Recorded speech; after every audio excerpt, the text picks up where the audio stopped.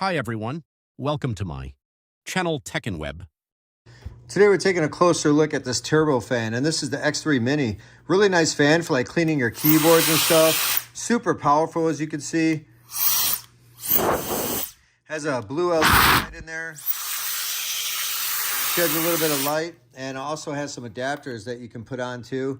Long hoses, rear, and you just twist this. It's pretty tight, but you can get it off fairly easily.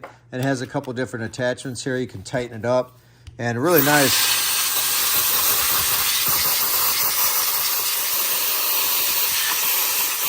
Can really get in there, and you can use this for your car too. You can use it for quite a few things. Power button on the back right there, USB-C charger, and just such a cool form factor. You have 3 different levels of power. So you can have low, maybe you're drying some paints or some glue and hobbyist, or you can have 2, level 2 and level 3, obviously a lot stronger. But really nice, happy with it. Thanks for watching. Don't forget to like and subscribe for more.